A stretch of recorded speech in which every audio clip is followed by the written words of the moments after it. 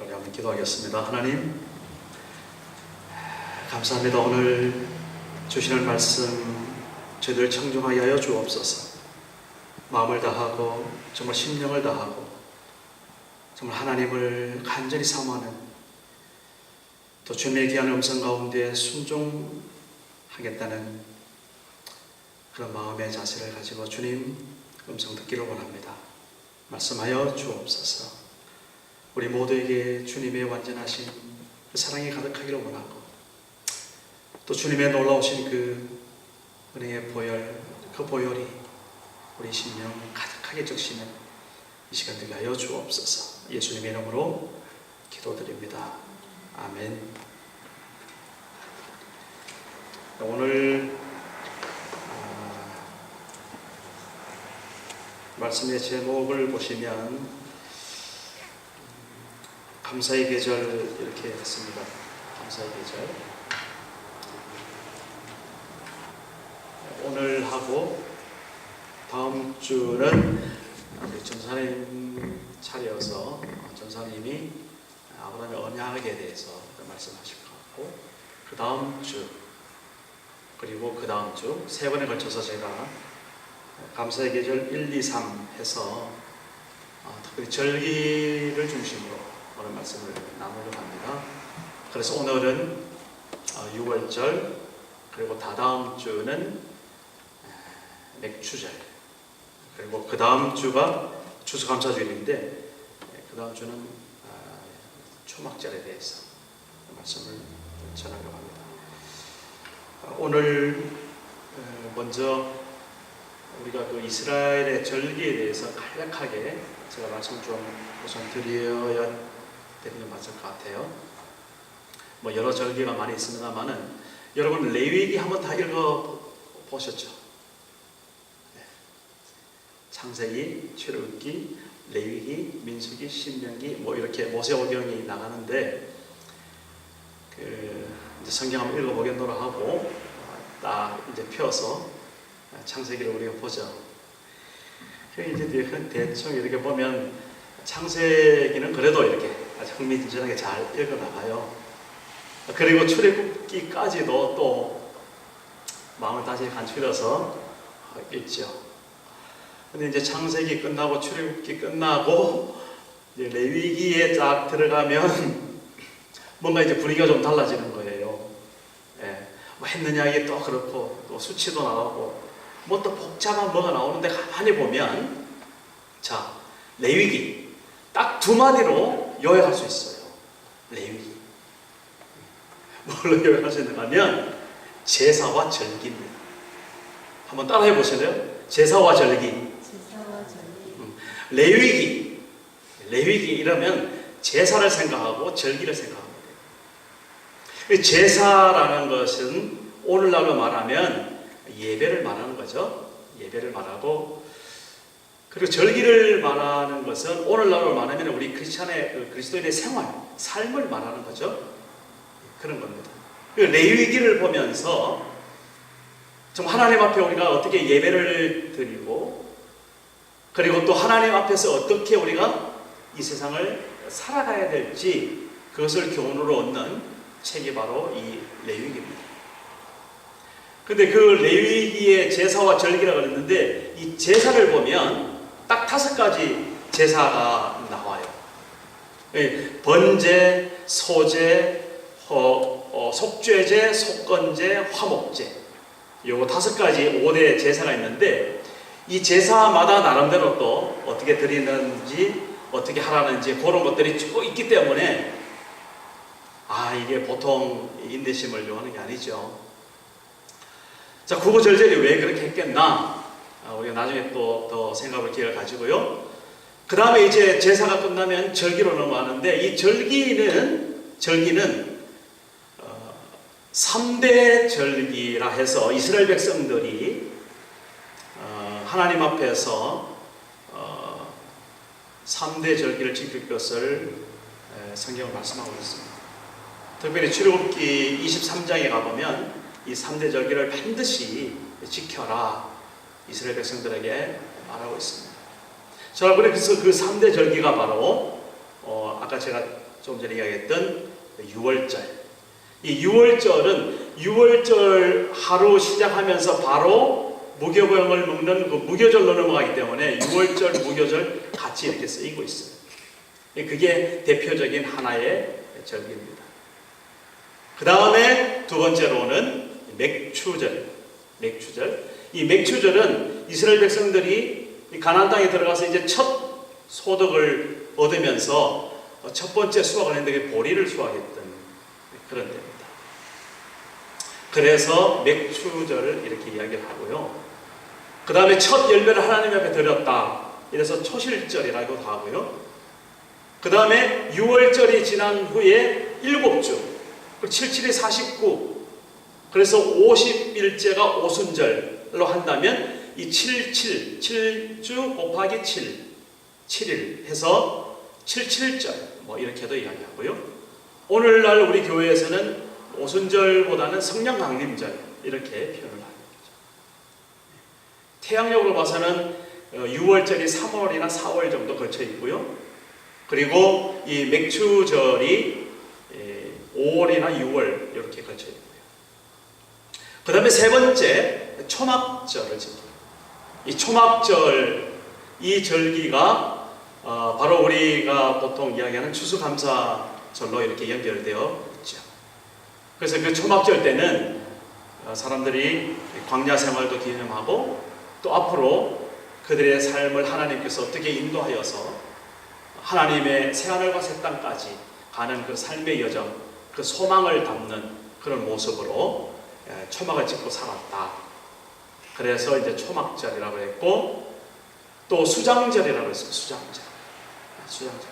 그 거둔 곡식들을 다 이렇게 보관하고 저장하고 알곡은 걷어들이고 쭉정이는 버리는 이런 천국 생활에 대해서 우리가 교훈을 얻을 수 있죠. 수장절. 또 한 가지는 이제 장막절이라고 해요. 장막절. 초막, 장막 뭐 같은 이제 의미가 되겠죠. 어쨌든 이 세 가지 절기, 유월절과 그다음 맥추절과 이 초막절, 이 세 가지 절기를 제가 세 번에 걸쳐서 이렇게 같이 한번 간략하게 나누려고 합니다. 그래서 오늘은 먼저 유월절에 대해서 함께 은혜를 나누고자 합니다. 자, 우리 9월이죠. 9월 가을입니다. 가을은 무슨 계절이라고요? 감사의 계절. 그래서 감사의 계절 원했습니다. 김현성 시인이 크리스찬이신데 그분이 쓴 그 가을에는 기도하게 하소서라는 시가 있기도 해요. 제가 기회 되면 한번 읽어드리겠습니다. 오늘 6월절을 우리가 하나님 앞에서 같이 묵상하고 나누면서 먼저 이 6월절을 우리가 어떻게 좀 정리를 해야 될까라는 큰 말하자면 정의랄까? 그걸 먼저 우리가 다시 한번 기억하기로 원하는데요. 저는 그 6월절을 이렇게 정의했습니다. 우리를 구원하신 하나님께 감사하는 절기다. 그러니까 6월절 그러면 구원이 떠올라야 돼요. 6월절 그러면 하나님께서 우리를 건져주신, 우리를 새롭게 하신, 또 새롭게 태어나게 하신, 그래서 이제는 하나님의 백성으로 이제 출발을 하게 된 그런 절기가 우리 가운데 이 6월절 절기로 오늘날 우리 기념이 되고 이렇게 마음에 인식이 되고 살았습니다. 감사. 이 가을에는 우리 감사의 계절이라고 그랬는데 오늘 우리 예배를 드리면서 이 말씀을 우리 같이 나누면서 우리 구원에 대한 감사, 하나님께서 나를 구원해 주신 이 감사가 오늘 우리 하나님 앞에 드려지는 우리의 마음이 되기를 간절히 바랍니다. 오늘 본문을 쭉 읽었지만 이 본문 자체가 우리에게 얼마나 그 재미있고 다이나믹하게 이스라엘 백성들이 그렇게 한때를 살았다 이 기억을 하게 되는데요. 제가 이 6월절 어떤 일이 벌어졌는지를 간략하게 다시 한번 좀 정리를 하도록 하겠습니다. 이스라엘 백성들이 애굽에서 살고 있었죠. 애굽이라는 것은 지금 이집트죠. 그 이집트라는 것은 오늘날로 말하면 이 세상을 표현한다고 생각하면 되고요. 하나님을 모르는 백성들, 이렇게 우리가 적용해도 무리는 아니죠. 그런데 그 애굽에 살고 있던 이스라엘 백성들을 하나님께서 구원해 내시려고 한 사람을 택하죠. 바로 그 사람이 모세라는 사람이었습니다. 이 모세와 아론이 그래서 그 백성들에 가서 이제 이스라엘 백성들을 건져내는데, 그 애굽을 통치하고 있던 이 바로, 람셋 2세, 그때 이 바로라는 용어는 그 사람 이름을 말하는 게 아니고 하나의 어떤 그 지도자를 총칭하는 말입니다. 그 이 바로가 이스라엘 백성들을 거의 돌려 놔줄 이유가 없죠. 얼마나 그 이집트를 지탱하는 노동력이고, 그 다음에 얼마나 그 히브리 사람들이 일을 잘하고 튼튼해요. 어림도 없죠. 그런데 하나님께서 10가지 재앙으로 치시고, 마지막에 어떤 재앙을 치려고 하는가 하면, 이 애굽에 있는 모든 가정에 첫 태어난 장자라고 합니다. 남의 사내아이, 첫 사내아이를 다 죽이겠다는 그런 마지막 10번째 재앙이 그거였었어요. 그런데 그 재앙이 임하기 전에 하나님께서 이스라엘 백성들에게 말씀하셨어요.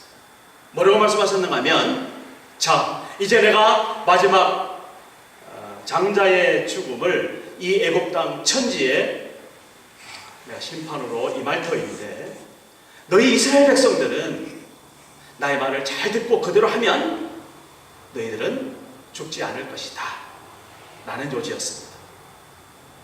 자, 그러면 어떻게 하면 될까? 하나님께서 세세하게 모세를 통해서 말씀하셨죠. 너희들이 이제 각 가정에 모여서 양을 한 마리 잡아라. 그것도 1년 된 어린 양, 순양, 양이 없으면 염소도 괜찮다고 그랬어요. 어쨌든 이 양을 잡아서 그것을 피를 잡으려고 그러면 죽여야 되니까, 죽이려고 그러면 이 목을 따고 피를 받아야 되는 거죠. 이 피를 흘릴 수밖에 없는 거죠. 그래서 먼저 그 피를 다 받아가지고 그 피를 너희 집에 들어가는 문에 좌우 문설주라고 옛날 번역은 돼 있어. 문설주. 그리고 또 위에 아래에 있는 그 문턱, 그걸 임방이라고 하는데, 임방 그렇게 말했습니다. 오늘 이 번역에는 보니까 쉬운 번역에는 문의 옆에 그다음 위에 이런 식으로 번역했더라고요. 어쨌든 이 피를 어디다가 발라라? 들어가는 문에다가 발라. 그 피를 무술초에다 이렇게 해서 다 뿌리면서 이렇게 다 발라서 피를.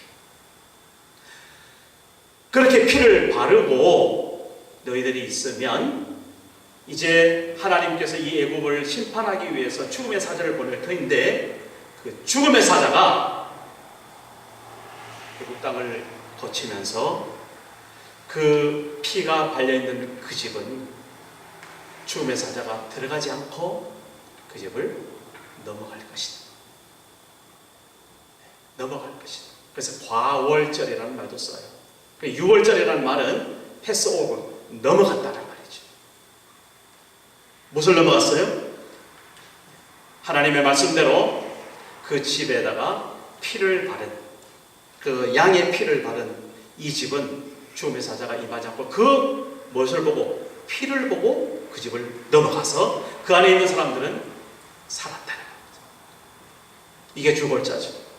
그리고 그날 밤에 딱 떠날 채비를 하고, 다시 말해서 이 이스라엘 백성들이 애굽을 이제 빠져나와서 광야를 지나 가나안 땅으로 가야 되는데, 그렇게 빠져나오기 쉽도록 단단히 여행할 채비를 하고 음식을 먹는데, 그 양을 잡은 그 고기를 불에다가 구워가지고, 삶지도 말고 불에다 구워가지고 그것을 다 통째로 먹되 사람마다 다 수대로 맞춰서, 그것이 많고 사람이 작으면 이웃 사람들 초청해서 같이 잘 먹어라.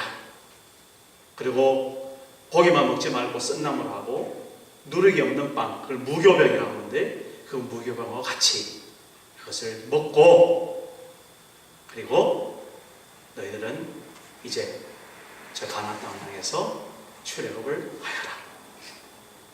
이게 오늘 우리가 같이 읽었던 이 본문의 전체적인 요약이고, 바로 이러한 사건들을 이스라엘 백성들이 기념하여 하나님 앞에 지켰던 절기, 그 절기가 바로 유월절이고 무교절이었다. 오늘 말씀입니다. 오늘 저는 그래서 이 유월절을 통하여서 먼저 우리가 그 유월절은 죽음을 맛보지 않고 어떻게 되는 겁니까?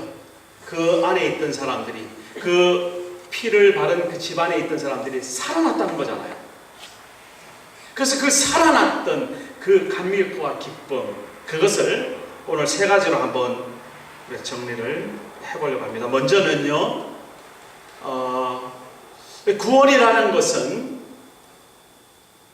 자기 스스로 구원할 수 없다라는 사실입니다. 그래서 제가 먼저 선택과 해방이라는 말을 썼습니다. 다시 말해서 하나님께서 구원을 우리에게 베풀어 주신다라는 말씀입니다. 제가 초등학교 4학년 때 그전에 한번 그런 말씀 드렸는데 물에 빠진 경험이 있었어요. 그때 이제 수영을 이제 배우려고 친구들하고 여기 큰 이렇게 해변가에서 들어갔다 나왔는데 어떻게 잘못돼가지고 진짜 제대로 된 데 깊은 데 쑥 들어가는 바람에 그냥 물에 그냥 홀딱 빠져버렸어. 야, 지금도 아직 생생한 게 물에 여러분 물에 빠져본 적 있으세요? 성경에서 하시는. 야, 진짜 물에 한번 빠져보니까요, 정말 아무 생각 없어요. 나름대로는 살려고 발버둥을 치죠. 예. 뭐 소리를 지르려고 뭔가 해보니까 바로 물이 그냥 쭉 들어와서 그냥 벌컥 삼키는데 뭐 감당이 안 되는 거예요. 그리고 막 팔을 하고 나름대로 이렇게 하면 이 몸이 붕 떠야 되는데 그럴수록 어떻게 되는 느낌이 점점 밑으로 깔아있는 것 같아요. 수영을 나중에 배워보니까 편안하게 있으면 뜰걸. 그 살려고 바둥바둥 해가지고 물에 더 들어가는 거예요, 말하자면. 그래서 그 순간이 얼마나 길었는지, 그 사이에 그 어린 마음에 말이죠, 초등학교 4학년 그 어린 마음에 정말 그동안 살았던 그 모든 장면들이 순식간에 지나가는 겁니다. 그리고 앞으로 보지 못할 우리 뭐 부모님, 뭐 친구들, 순식간에 어떻게 그렇게 빨리 지나가는지 모르겠어. 그러면서 가물가물 이제는 그 두려움, 어떤 그런 그 휩싸임 속에, 어떤 그 절망 속에 감당하지 못하는 어떤 그런 순간에 말이죠. 와, 내 몸이 위로 쏙 올라가는 거예요. 내 몸이. 이야, 그때 그 어떤 그 순간의 어떤 그 느낌이라는 거는 말로 정말 표현을 못해요. 내 몸이 위로 싹 올라가는데 내가 그 순간에 뭔가 살았구나 하는 느낌이 드는 순간 딱 보니까 그 옆에 우리 같이 있지 않았는데 그 옆에 있던 우리 선배가 들어와가지고 빠져서 옆에서 난리가 났으니까 들어와가지고 내 머리카락을 붙들고 꼭 잡아낸 거예요. 잡아낸 거예요. 나중에 이렇게 보니까 참 그런 상황입니다. 그때 이후로 제가 늘 신경 가운데 특히 정말 예수를 알고 구원을 알고 했을 때 저한테는 그게 실감이 되더라고요. 내가 스스로 살아보려고 했을 때는 안 되는구나. 그렇더라고요. 그런데 구원은 나로부터 오는 것이 아니라 내가 아닌 다른 어떤 제3자에 의해서 구원이 온다는 사실을 경험했어요. 나중에 알고 보니까 그렇습니다. 우리가 스스로 구원의 길을 걸어가고 찾아가고 우리가 살려고 바둥바둥해서 구원을 얻는 것이 아니라 하나님께서 하나님께서 만세 전에 나를 예정하시고 나를 선택하시고 나를 이끌으셔서 구원의 자리에 서게 하셨다는 그 놀라운 사랑, 그 은혜. 에베소서 1장에 보면 그 복을 이야기할 때 어떤 복입니까? 제일 먼저 나는 복이 나를 예정하시고 만세전에 축복하시고 선택하신 그 하나님의 놀라우신 그 은혜, 그 복, 사도 바울이 고백하고 있죠. 하나님께서 이스라엘 백성들에게 오늘 유월절을 지키라고 하면서 먼저 이스라엘 백성들을 너희들 이제 그 죽음의 사자가 지나갈 테니까 너희들 그 죽음의 사자와 함께 대항해서 싸워가지고 반드시 이겨가지고 너희들 살아나야 된다, 이렇게 말씀하지 않으셨죠. 어떻게 말씀하셨습니까? 양을 잡아서 그 피를 너희 집에다가 발라라, 그렇게 말씀하셨습니다. 가만히 생각해 보니까요, 그 피를 바른 그 집의 안에 물론 이스라엘 백성이기 때문에 하나님께서 그걸 말씀하셨겠지만 그 이스라엘 백성 중에서 어떤 사람, 저런 사람, 이런 사람, 별 사람이 다 있었을 거 아닙니까? 하여튼 그 집에 있음으로 해서 구원을 얻는 거예요. 있음으로 해서 생명을 누리는 거예요. 그 집에 있는 그 자체가 하나님 앞에 축복이 되는 거예요. 이게 구원이에요. 그리고 가만히 생각해 보니까 우리가 구원받은 백성들이 정말 나름대로 그 구원받은 은혜에 감격해서 얼마나 우리가 이 세상에서 신실하게 살아야 될까 우리 숙제이기도 하죠. 우리가 그렇게 구원을 이루는 그 성숙과 성장의 단계를 우리는 반드시 거칠 수밖에 없죠. 그러나 그것조차도 우리가 정말 구원을 말할진데 나의 어떤 노력이나 나의 어떤 애씀이나 나의 어떤 자랑이나 그런 것이 아니라 정말 우리가 그 피를 바른 그 집 안에 있음으로 구원을 누린다는 이 축복에, 이 감격에 오늘 우리 하나님 앞에 할렐루야 영광을 찬양합니다. 이렇게 구원은 시작하는 것이죠. 두 번째, 제가 출발과 과정이다 이렇게 말씀을 드렸습니다. 이제 그 6월절은 구원을 말할 때 구원의 시작이 됩니다. 출발이 됩니다.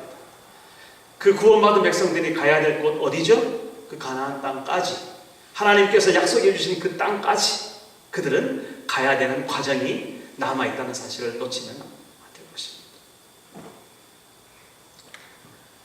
오늘 우리에게도 동일하게 우리가 이처럼 나의 힘이 아닌 하나님의 그 은혜와